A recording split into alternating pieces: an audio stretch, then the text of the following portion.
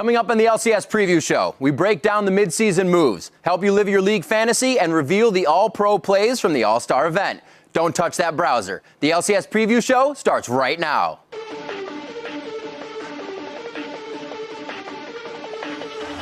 And Frogger takes the tower down and takes victory for Team Ice here at the All-Star Challenge in Paris. Cloud9 are going to push through here and go for the win. Bing has a huge smile on his face because they just took down Fnatic. Millennium win the game 3-2, put all three LCS teams back into the Summer Split. Vasily takes down both carries, and that's the 3-0. LMQ are in the LCS. Danger the only guy to defend. The Nexus is falling. Robert takes it down. Complexity Black make it into the LCS. 1, 2, 3, go! What's up, everybody? Welcome to the first LCS Preview Show of the 2014 Summer Split. I'm Rivington Bisman III, hanging out at the desk with Joshua Jat Leesman. Jat, how you doing today? I'm doing very well this morning in North America, or evening for the Europeans, and I'm excited to get the Summer Split going and to see how all the roster changes are going to affect this league. We got a lot to talk about. Before we look forward to the first week of the Summer Split, let's take one last trip down the Champs-Élysées and catch everyone up on the All-Star event that went down over in Paris. SKT T1K went a perfect 9-0 route to winning the 2014 All-Star Invitational that featured the best teams from the 5 Premier Leagues facing off in an incredible mid-season international tournament. Even though SKT T1K had struggled over in Korea since their Season 3 World Championship, Faker and crew proved once again that they're still one of the best teams in the world. Chat, what do you take away from the 2014 All-Star Games? I mean, I think it was really a good time, especially the challenge games. Those things were far more entertaining than I think anyone really expected. And then also we did learn a lot about kind of the region's strength. Cloud9 really surprised me to see how well they performed on the international stage there without their shot caller. They went 3-1 in the group stages. And then honestly, a little bit disappointed to see how Fnatic performed, being the top team in Europe, 3 splits running, to struggle so mightily. I think it was a big wake-up call to the European scene in general as they move towards the World Championship. But while Fnatic struggled at All-Stars, they continued to dominate the European LCS, winning the Spring Split, their 3rd straight LCS title. Now for a look at Fnatic and the off-season moves meant to dethrone the 3-time season champs, I'd like to welcome Trevor Quickshot Henry to the show. How you doing, Quickshot? I'm doing great, and it's great to have you back as well, Riv. It's good to be back in the LCS. I'm looking forward to seeing how these roster swaps have taken place and how they're going to affect the teams. Duly noted. Before we get to the roster swaps, I do want to get your thoughts on Fnatic. Despite a turbulent spring split that saw them win 7 games in a row before losing 8 in a row, Expecting and crew still walked away with their 3rd straight European title. But then they struggled again at the All-Star game just a couple weeks ago. So standing on the brink of the 2014 Summer Split, how do you think they look heading into the second half of the season? You know, even though Fnatic had tough times during the split, they managed to pull the team together and find a level of, performance, teamwork to back up their extremely talented individual play.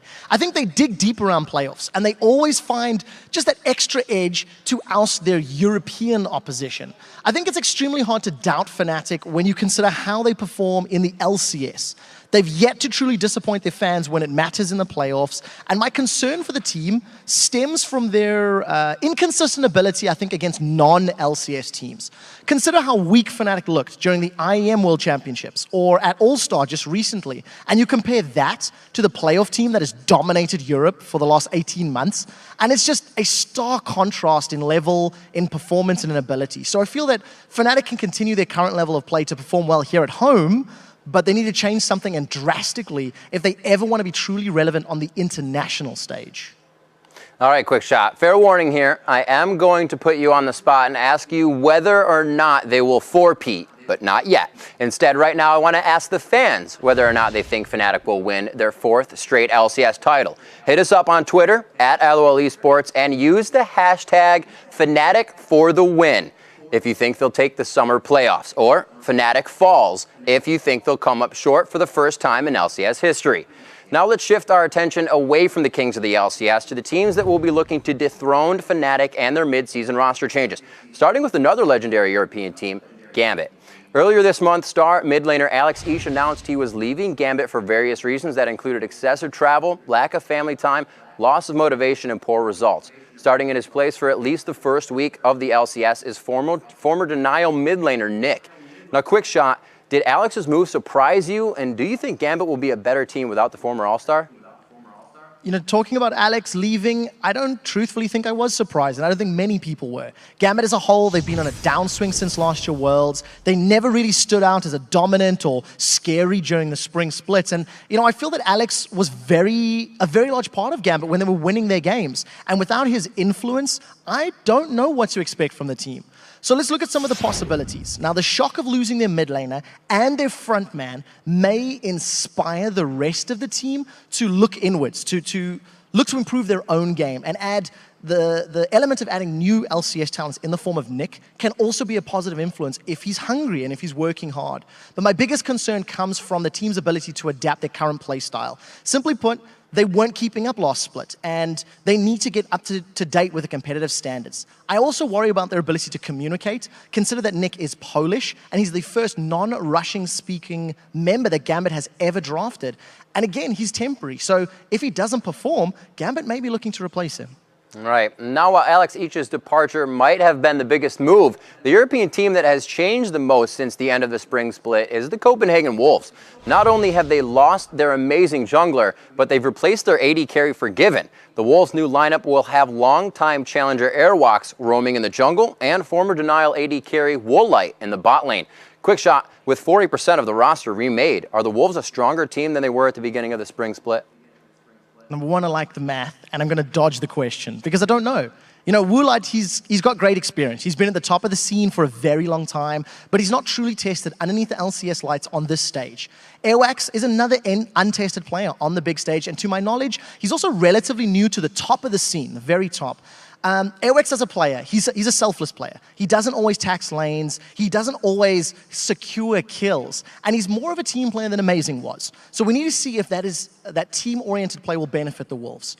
Airwax, he's got strong mechanical ability. He plays meta champions. And the Wolves have been working with him to get him from a solo queue jungler to an LCS level jungler. So I'm interested to see how the Wolves will handle themselves without their star players. Remember, Amazing and Forgiven were instrumental in their wins last split. They were largely attributed to those two players doing well. And the Wolves are going to be hoping that their new players are at least equal in carrying power. Regardless of the individual players, though, I do want to mention that the Wolves had the best lane swaps out of all European teams. So assuming that the Wolves can imbue this knowledge and this understanding to upgrade their mid to late game play, they could counterbalance a potential loss in individual skill with an overall increase in team play. So I'm just going to summarize my thoughts and give you a TLDR. The Wolves will need to either step up the strategic play outside of the laning phase, or hope that the replacement players are on par with Amazing and Forgiven. And time will tell. And the last moves in the European LCS that we need to hit on and talk about are Millennium perma-locking Cotton X into the jungle and former Super Hot Crew support Migza being relegated to the bench after putting together a record-breaking spring split performance. As far as Cotton X, he took over the jungle duties for Millennium in Week 10 after RNA stepped down. After helping Millennium survive the summer promotion tournament and regain their spot in the LCS, Cotton X has been rewarded with a permanent roster spot. Now for Super Hot Crew, after a hot start to the spring split, the Polish rookies cooled off and also found themselves in the summer promotion tournament. Even though they won their way back into the LCS, they'll be playing with a new support, We Will Failure. Quick shot, how do you see these two moves playing out? Okay, so you mentioned the record-breaking performance by Mixer. As you said, unfortunately, it was for the most deaths in an LCS split with 128 trips back to the fountain. While that is an incredibly high number, I do actually feel that Mixer was a very strong component of the team's initiations, and he also did pretty well during the laning phase, especially at the early levels.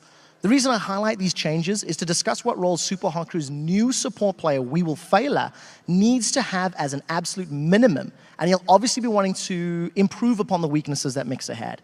We Will Failure, he's a veteran of the challenger scene. He actually competed alongside the Lemon Dogs when they qualified for the LCS during the summer split last year. He has LCS stage experience. He'll be drawing upon that here today and going forward as much as possible. Moving on to Millennium and Cotnex, they decided that his permanent spot in the team is confirmed after he was an absolute monster during the promotion tournament. And he definitely helped his team defeat the Ninjas in Pajamas. That was a surprise result. Nobody expected that at all.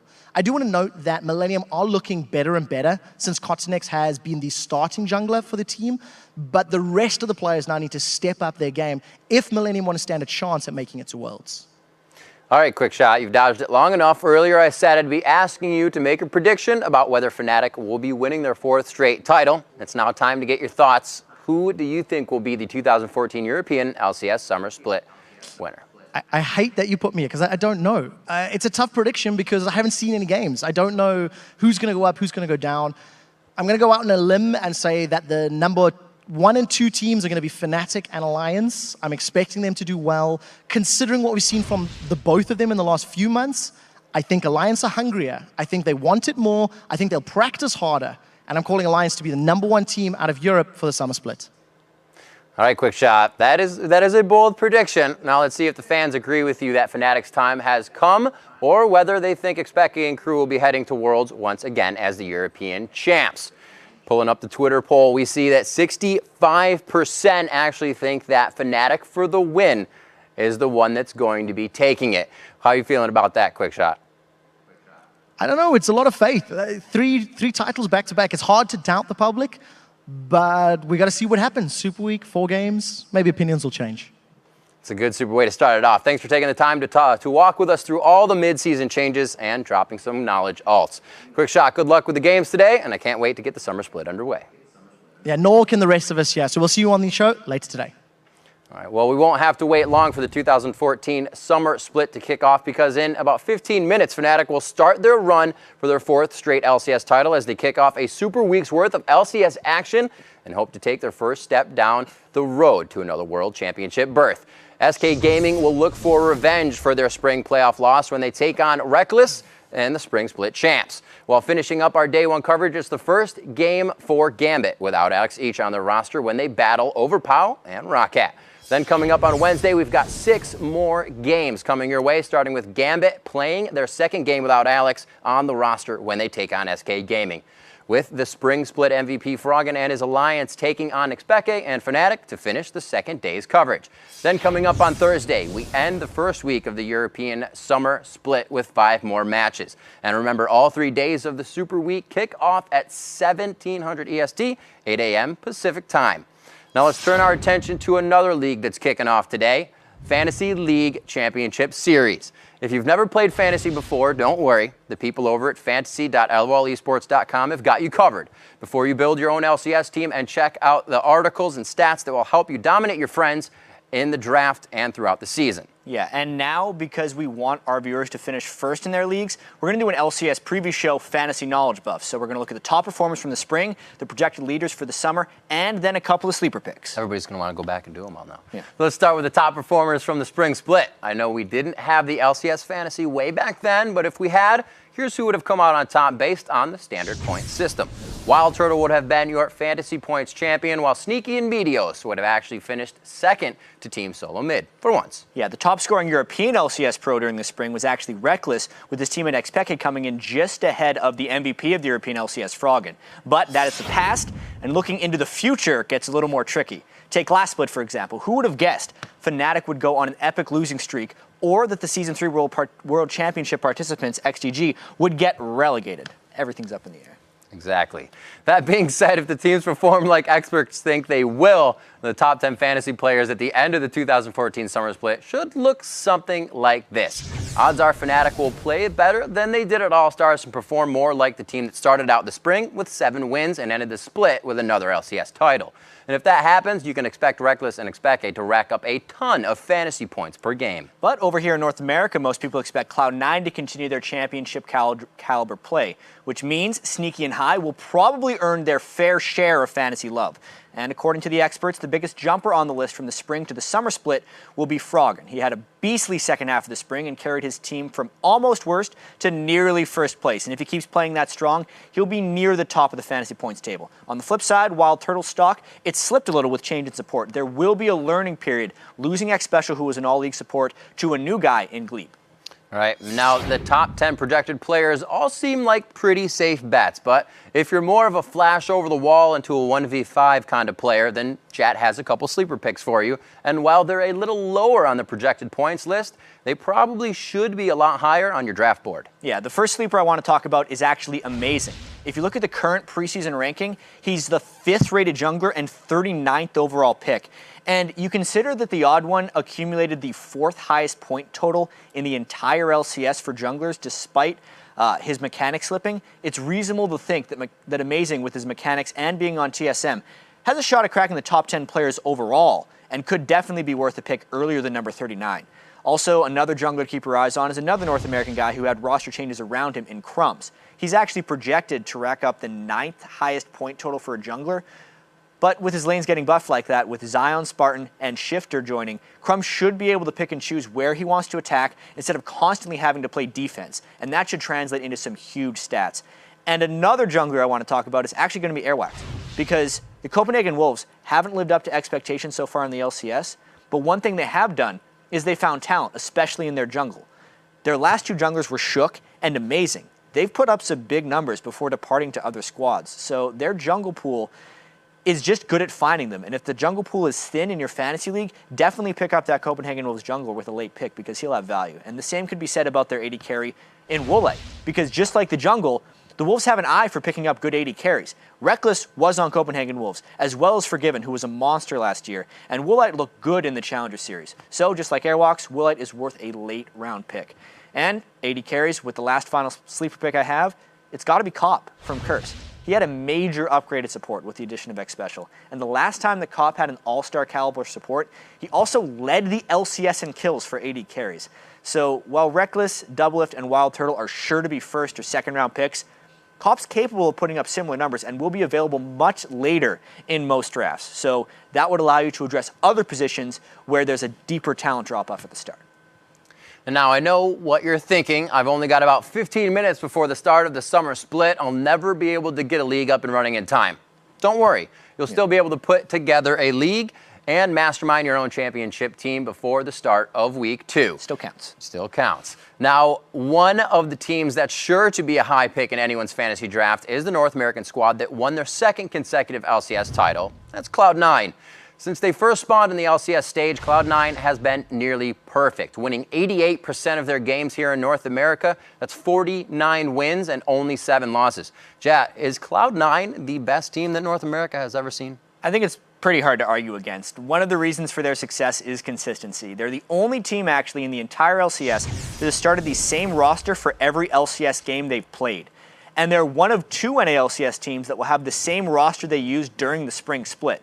And for Cloud9 fans, the best part is they're only getting better. Sneaky stepped up his game hugely last split and was statistically the best AD carry in North America during the spring. Plus, Balls has developed into arguably the best top laner in North America. Many are saying it's not even an argument anymore that he is the best. And not only that, but Cloud9 went to All-Stars and then beat Fnatic with a substitute. They also beat TPA, OMG. That 3-in-1 group stage was very impressive. All this put together means that once again this split, they are the team to beat in North America. And now that you've heard what Jat has to say, we want to hear what you think. Hit us up on Twitter and let us know if you think Cloud9 will add to their incredible record with another summer split title. If you think they'll make it 3 first-place finishes in a row, use the hashtag C9threepeat. But for Reginald and all the others out there that think C9's reign is over, use the hashtag C9theend. We'll be checking in with results later in this show. And speaking of the end, 2 of the original North American LCS squads saw their time in the league come to an end during the summer promotion tournament.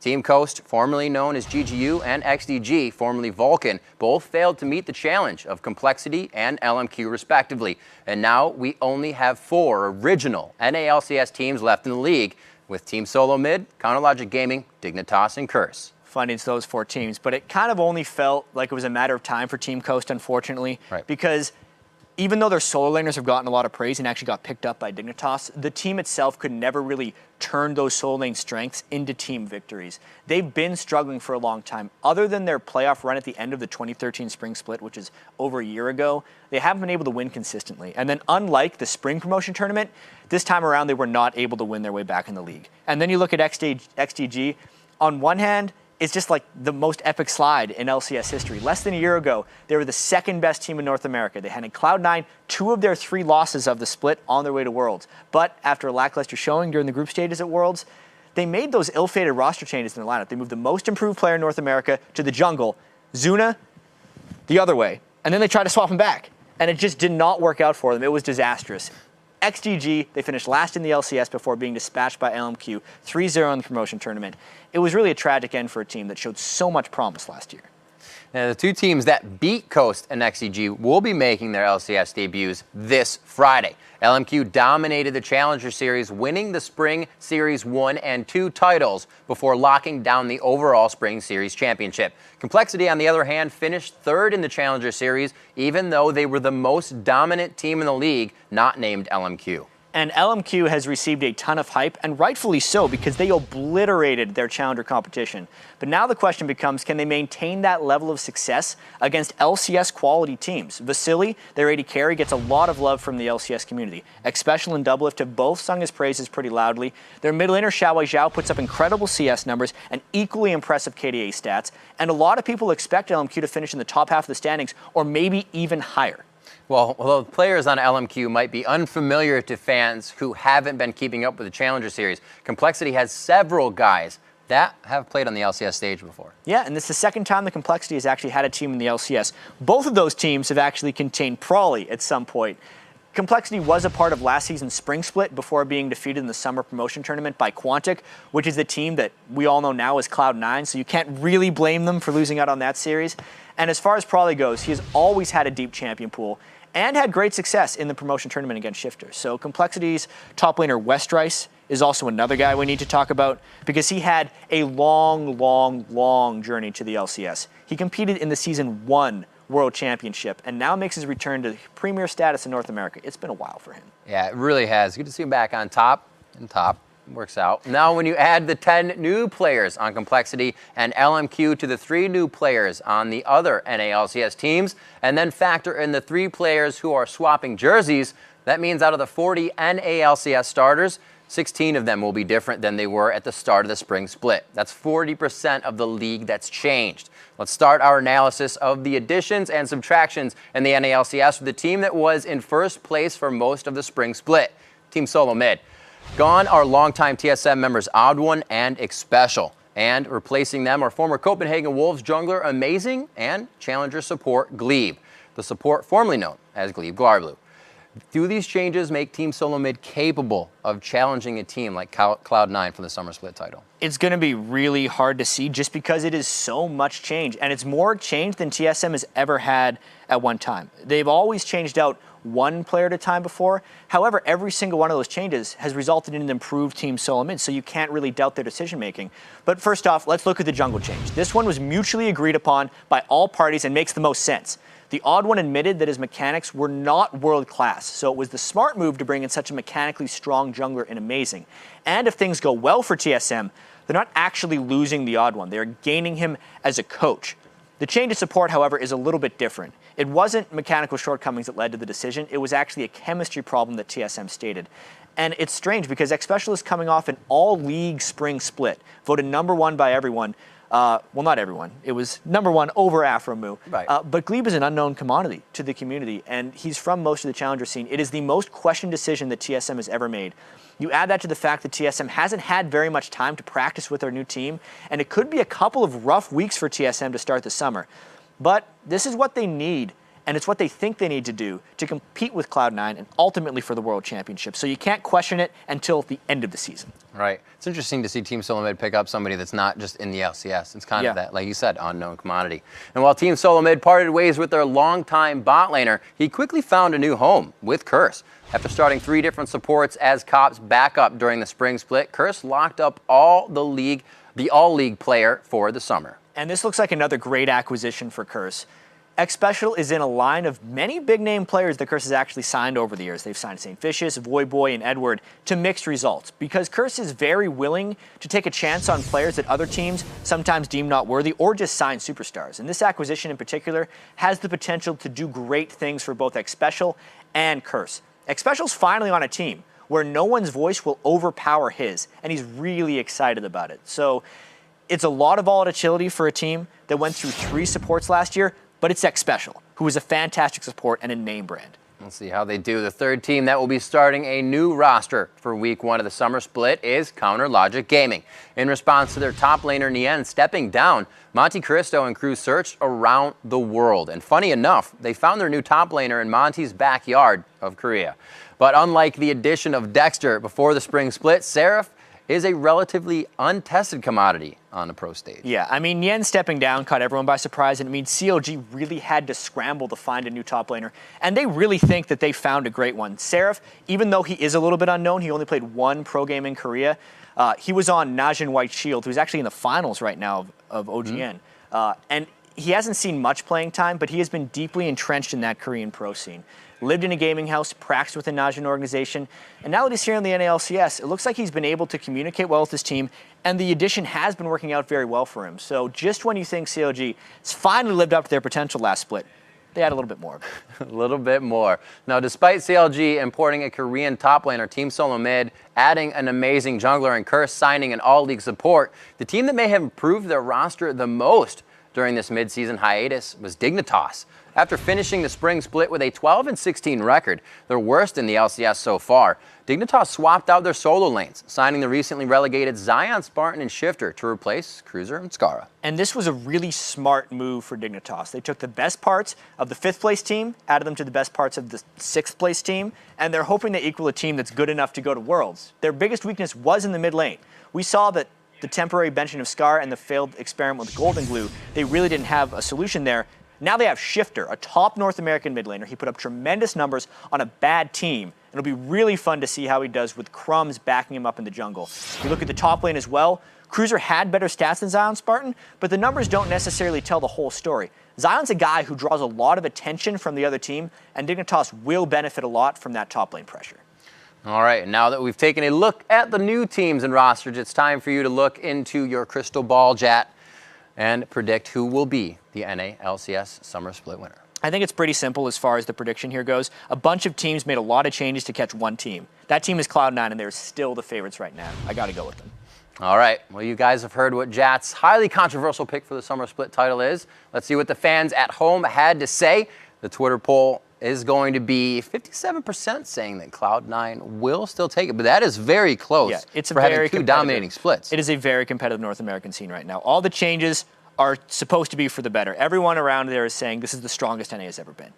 It's interesting. With all the mix-ups going on right now, I think a lot of people are figuring out which wagon to be on for the start of the split, and then there's going to be a big band There's a lot of wagons that. right now. There's no trains right now. There's no trains to be riding. It's pretty great. And Game 1 of the North American LCS Summer Split might go a long way in determining whether Jat and the fans are right. NA's Super Week of games kick off with a rematch of the Spring Split Finals as the defending champs take on the new Team Solo Mid, followed by Xpecial's Curse debut and the first professional game by LMQ. Then on Saturday, Team Solo Mid takes on their former support as TSM battles Curse, with the new Team Dignitas getting to test their solo lanes against the Spring Split champs in Cloud9. And then on Sunday, Week 1 of the LCS Summer Split wraps up with a battle between two of the teams most picked to be near the top of the standings when the season is done. Doublelift and Counter Logic Gaming versus Meteos and Cloud9. All 3 days of the North American Super Week begin at noon Pacific, 9 p.m. Central European Summer Time. And now over in Europe, almost 2 weeks ago, the best teams and most popular players from around the world gathered in Paris for the 2014 All-Star Games. And what resulted were a multitude of memorable moments and a ton of big plays. Here are the 5 biggest plays, or as we like to call them in Paris, Le Penta. At number 5, Bjergsen rapidly picks up a triple kill in Earth. He will take it down. He flashes in. That's a double kill. Now Madlife's there. Ultimate comes through. Wild Growth is used. He gets the triple. Bjergsen, absolute beast. And at number 4, Going gets going with the great teleport escape. It could be the right time. Let's see how fast it is. It's going to be Pomelo that tanks this one up, but there's a flash from Impact. He does get first blood, and he's managed to get away. He gets 1 kill back. He's going to TP out. It's going to be quick. He got away. He's got away from it. 15 HP left. 4 Going. He doesn't get any closer than that. At number 3, Faker takes on 4 people and gets a double. found himself another bunch of kills there. That's a party, though. Ultimate, look at that. Peke is in all sorts of trouble. Intervention was used. They finally get Faker down, but it took 3 of them. There was 4 of them, actually. He killed 2. Coming in at number 2, it's Piglet with the flashy moves as he outplays me. Oh, what a flash away from that one. And they just ping-pong meteors around. Et là, il y a Piglet. Oh! No way! No way! Ce flash! And the #1 play of the week is just another thing Faker does. Kill the enemy jungler and steal Bear. Try and make the play. He's gone in. He's gone for Cyanide. He wants to try and pop him So down. low! Maybe enough. He gets Cyanide down before the Baron drops. The Baron is so low. It's going to get stolen away by Faker. This is tragic for Fnatic. What sublime play by the Season 3 World Champions. All right, guys, that does it for the LCS preview show. Now let's send it over to Cologne, Germany for day 1 of the 2014 European LCS Summer Split.